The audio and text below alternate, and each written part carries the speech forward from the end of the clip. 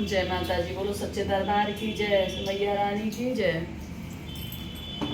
चुनरिया ओढ़ के नाचत आवे मैया जी हमारे हो। चुनरिया ओढ़ के नाचत आवे मैया जी हमारे हो। चुनरिया ओढ़ी नाचत आवे चंवर डोलावत संग मेरी दी सीधी आईली। चंवर डोलावत माई के रिद्धि सीधी आईली। मूसवा सवार होके आवे गणपति लाल हो। नाचत आवे मैया हमारी शेर पे सवार हो। नाचत आवे मैया हमारी शेर पे सवार हो। नाचत आवे मैया हमारी सरंगी बजावत अइले नारद बाबा। सरंगी बजावत अइले नारद बाबा। बोल जी बजावत अइले डमरू का बाजा हो।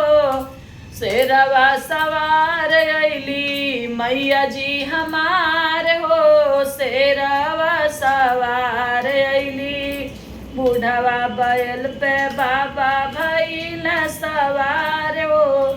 बूढ़वा बैल पे बाबा होई के सवार हो। डमरुआ बजावत अइले मैया जी के द्वार हो। चुनरिया ओढ़ के झूमत आवे मैया जी हमार हो। चुनरिया ओढ़ के झूमत आवे नीला घोड़ा चढ़ल अइले भैरो भैया। नील घोड़ा चढ़ल अइले भोले भैया। सरदाई माई बजावत अइली बीड़ा के तनवा। बजरंग बली आई गइले पावन पे सवार हो। चुनरिया ओढ़ के मैया आवे झूमत हमरे द्वार हो। चुनरिया ओढ़ के मैया आवे हमरे जे द्वार हो। चुनरिया ओढ़ के मैया आवे बेदवा रचावत अइले बाबा ब्रह्मा ज्ञानी। बेदवा रचावत अइले बाबा ब्रह्मा ज्ञानी।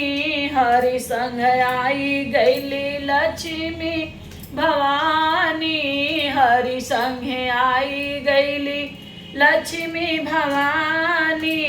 सातो मैया आई गइली शेर पे सवार हो।